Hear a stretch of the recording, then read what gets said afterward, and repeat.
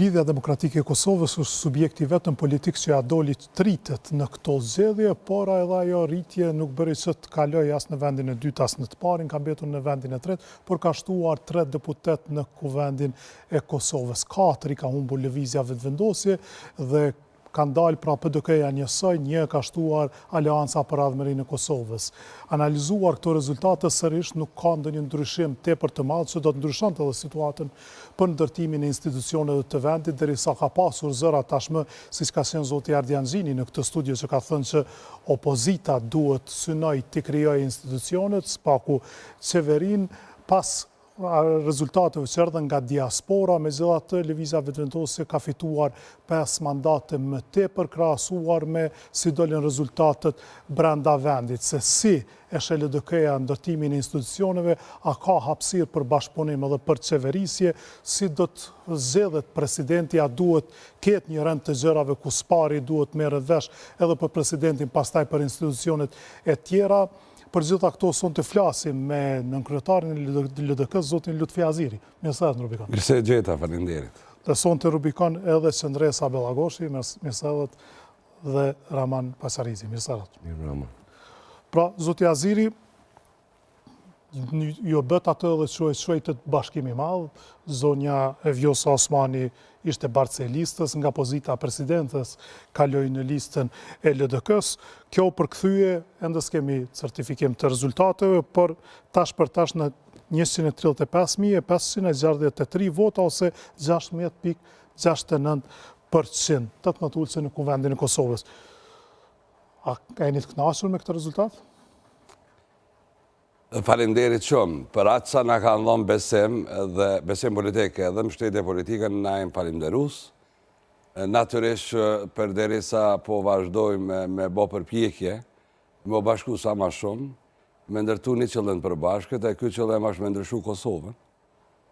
Ne natyrisht e vlerësojmë 18 ulëse bojnë dallimin, krahasimisht me zgjedhjet e fundit dhe me parti tjera, pse jo.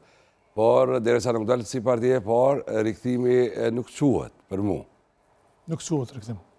Natyrisht, duhet me bë përpjekje të vazhdueshme që me fitu besimin, kur denigrimi po përdoret shumë politik, kur denigrimi po përdoret shumë edhe ndaj individit, edhe ndaj subjekteve politike, edhe ndaj institucioneve fatkeqësisht, me vetë faktin që 15 muaj 3 herë po shkojmë për zgjedhje politike, që në kupton për kuvend, pavarësisht arsyni, hera parë ka qenë qeveria, hera dytë presidenti, hera tjetër ka qenë zgjedhja rregullt, nuk ka arri me zbatuar. Po shkojmë në herën e 4. Nëse nuk e bojmë një rend, nëse nuk e respektojmë një rend kushtetues, nëse nuk besojmë që vullneti politik i qytetarëve për herë tretë nuk i ka dhënë askujt shumë, edhe nuk i ka dhënë askujt mundësi me pengu, me bloku. Kërkon bashkëpunim, vota qytetare konfirmon detyrim në bashkëpunim, nuk duhet me pas politik në raport me demokracinë parlamentare që ne kemi zgjedhur. E kemi pjesë të sistemit politik, të jetës edhe të organizimit tonë, ata duhet ta respektojmë. Edhe fryma jonë kushtetuese kërkon bashkëpunim. Ne kemi vendosur shpirt kushtetutës bashkëpunimin si çelës të ndërtimit të institucioneve edhe fundja është vullnet qytetar.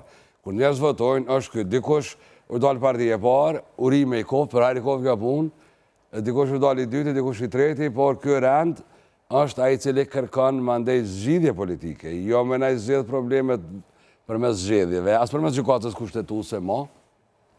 Duhet më ullë edhe me zgjedhë. Ne besojmë që... Qa i bie më ullë edhe me zgjedhë? Qa i bie që tani, përfundimisht, duhet vlejmë parimi i një marrëveshje gjithë përfshirëse. Ajo që quhet marrëveshje në pako. Në parimin që nëse nuk ka marrëveshje nuk vlen asgjë, natyrisht, sepse kjo e prodhon këta. Kur duhet ndodh kjo, para konstituimit të kuvendit? Çdo ditë që presim është vonë, numrat nuk rrajnë, numrat janë aty. Tash ju po thoni mund të fillohet pisedohet se si të formohen institucionet se nuk do të ndryshon diçka deri në certifikim. Jo, me pas dalë dhe ke partia e parë, na me 8 në mëngjes e kishmi ftu palët për me ndërtu bashkëpunim institucional.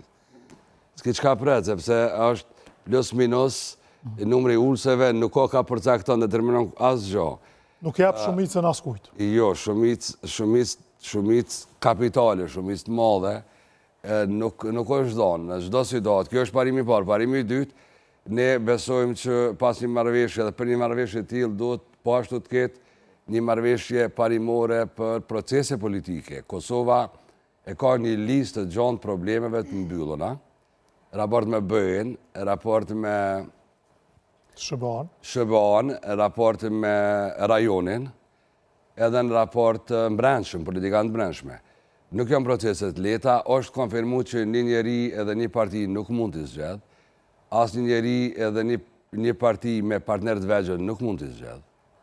Do një konsensus i gjorë. Kjo nënkupton që nëse dakordoni për me ndërtu bashkë për te proceseve, është ma letë. Fundja, jo detyrimisht duhet me hynë qeveri për me bo bashkëpunim për proceset ma politike, së është interesi Republikës. Çka i bie kjo? Kjo i bie që në raport me BE-n, që është integrimi evropian, aplikacioni jonë tashë 3 vjetë, quhet i mbyllën. Jemi vetëm i shtetë që nuk e kemi statusin e kandidatit. Po s'kemi perspektivë. Konfirmimi, pjesëmarrja, thirrja, ju apat në takimin e fundit të BE-s me rajonin, ushtrusja detyrës presidentës prapo thirrë, nuk o thirrë kryeministrin detyrë. Formatin nuk ka ndryshuar raport me Kosovën. Këtë është në rregull, sepse ka qenë proces zgjedhor dhe duhet më kuptu kjo. Por problemi ka të bëjë me perspektivën evropiane. Është çështja e NATO-s, NATO është Amerika. NATO bukfalisht në përkthim shqip, edhe për antarësim, edhe për partneritet, edhe për antarësim, edhe për rolin në siguri, është SBA-ja, pa lëviz SBA-ja, pa dhonë mundësi ma të ma SBA-ja, edhe me 4 shtetet mos njose që janë mbrana NATO-s. Për kundrazi, ne besojmë që koha ka një përshpejtim. Na kemi një agendë deri në vitin 2028, ekziston. Shpresojmë shumë që të mos defektohet rrugës deri tash. Për transformimin e... Po, për transformim, po, e ka qatë binar, binarin e parë. Binarin e dytë duhet ta përshpejtojmë çështjen e antarësimit.